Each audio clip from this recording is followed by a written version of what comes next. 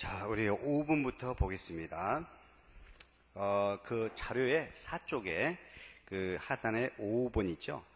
자, 이 5번은 문제를 제가 여기 풀어주는 이유는 이 회계상 거래에 관한 개념인데, 이 회계상 거래에 대한 문제가 수차례 출제됐기 때문에 그래요. 지금 2009년 12회 때만 출제된 것이 아닙니다. 여러 차례 출제됐기 때문에 그리고 회계에서 가장 기본입니다.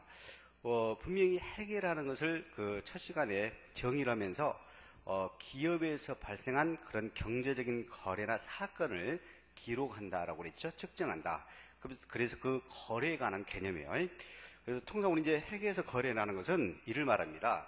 그 재무상태표 구성 요소인 자산이나 부채나 자본의 화폐 금액상의 증감 변동을 일으키거나 또는 수익과 비용, 즉 포괄손익계산서 구성 요소인 수익이나 비용에도 화폐 금액상의 변동을 초래하는 일체의 경제적인 사건이나 거래를 회계상 거래라고 그래요. 그렇죠? 그러니까 통상 우리 일반적으로 너하고 나하고 거래했다, 그런 의미하고 틀리다 이거예요. 회계상 거래라는 것은 일반적인 거래하고 개념이 동일하지 않다라는 거네요. 회계상 거래라는 것은 다시 말씀드리면 어쩌다 자산, 부채, 자본의 화폐 금액상의 증감 변동을 일으키거나 포괄손익계산서 구성 요소인 수익이나 비용의 화폐 금액상의 변동이 초래되는 것을 회계상 거래라고 하는 것이다. 상당히 좀 까다롭습니다. 자, 그러면 가로 1번을 볼게요. 건물이 화재로 소실됐다. 그럼 화재로 인해서 뭐요? 건물이라는 자산이 소실됐죠? 자산의 감소를 가져왔기 때문에 회계상 거래가 되는 겁니다. 알겠죠? 일반적으로 거래라고 하지는 않죠. 그죠? 일반적으로는 거래라고 하지는 않지만 그러나 회계상으로 봤을 때는 거래가 되는 거예요. 그리고 가로 2번입니다. 창고에 보관 중인 상품을 도난당하다. 이것도 회계상 거래죠. 왜? 도난으로 인해서 상품의 자산의 감소를 가져왔죠. 그러나 가로 3번입니다. 임차 계약하고 그랬어요. 그러면 거기까지만 나왔다면 회계상 거래는 아닙니다. 계약만 했을 때는요. 계약을 체결하는 것은 말 그대로 계약서, 계약만 체결했을 뿐이지 현실적으로 자산, 부채, 자본 등의 증감 변동을 일으키는 것은 아니거든요. 그런데 문제는 끝들이 계약금을 지급하다라고 돼 있네요. 그러면 그 계약금을 지급한 것은 회계상 거래가 됩니다. 예를 들어서 상품 500만 원을 매매 계약을 체결했어요. 그러면 500만 원 매매 계약 체결하는 것은 회계상 거래가 아니에요. 근데 거기서 10% 50만 원 계약금을 지불했어요. 그러면 지급되는 계약금 50만 원 부분은 회계상 거래가 됩니다. 여기는 왜 가로 3번은 회계상 거래가 됐을까요? 계약금을 지급하다라는 말이 회계상 거래가 되는 거죠. 그리고 가로 4번입니다.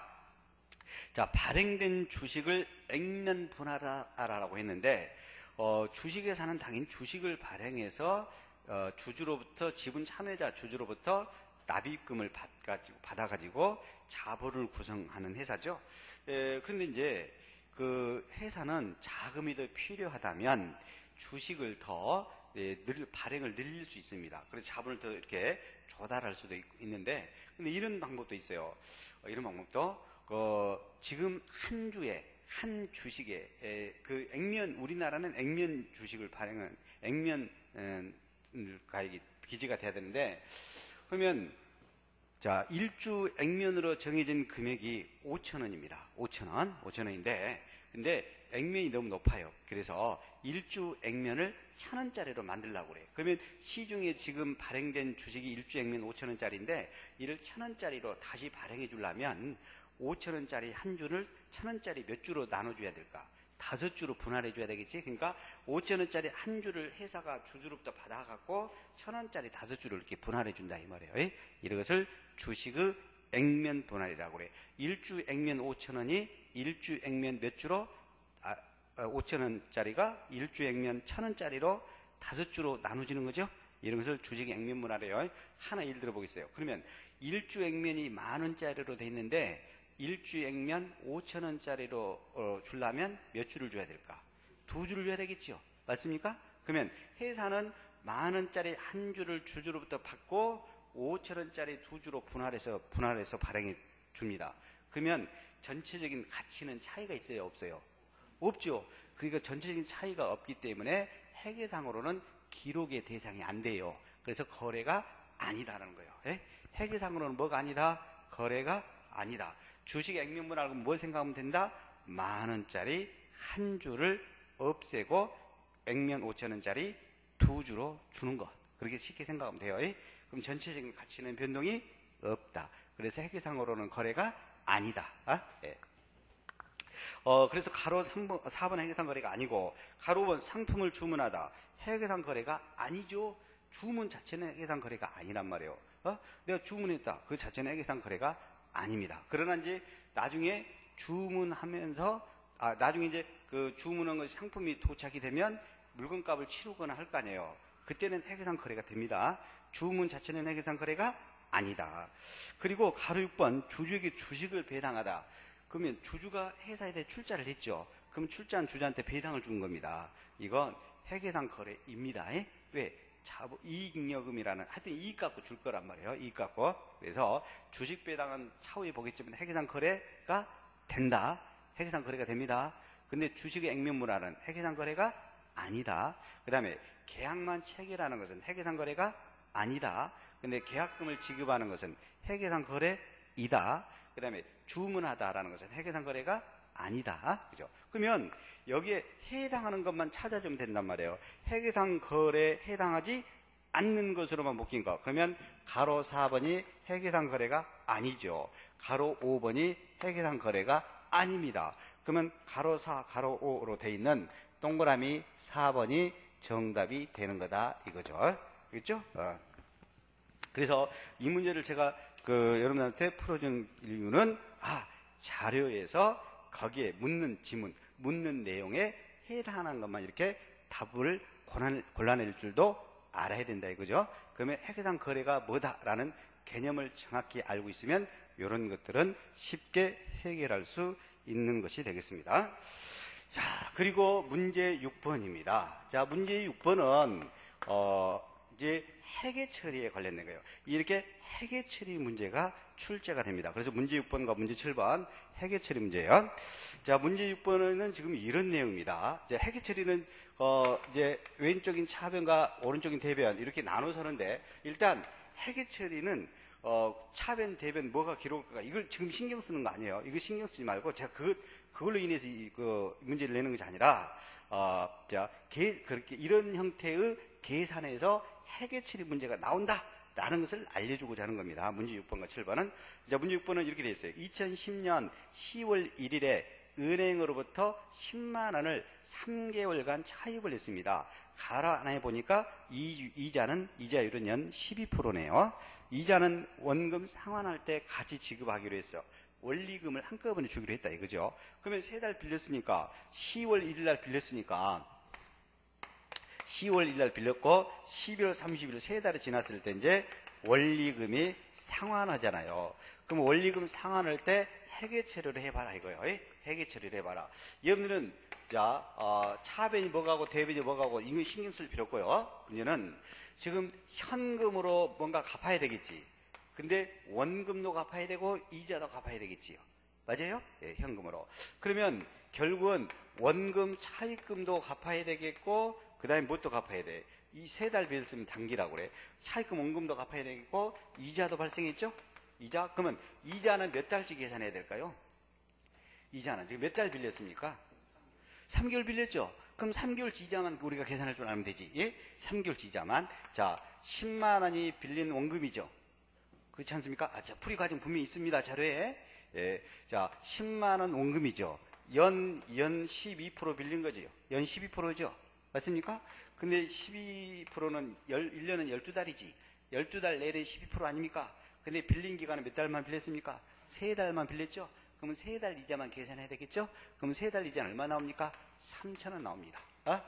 자, 그러면 이자 비용, 이자로 나가는 것을 얼마로 기록된 걸 답주로 찾아야 될까? 3,000원이 있는 걸 답주로 찾아야 되겠죠? 그러지 않습니까? 예. 자, 그러면 이자가 3,000원으로 올바르게 계산되어 있는 그런 답지는 몇 번입니까? 동그라미 4번이죠? 맞습니까? 예, 그래서 동그라미 4번에 보면, 자, 빌린 차입금은 10만 원이죠? 그 다음에 세 달 이자는 3천 원이죠? 그래서 회사는 원리금 갚을 때 현금은 얼마 나갑니까? 10만 공 3천이 나가죠? 예, 현금은 10만 공 3천이 나가죠? 원금 10만 원에다가 빌린 세 달치 이자 3천 원을 합해서 줘야 되지 않겠습니까?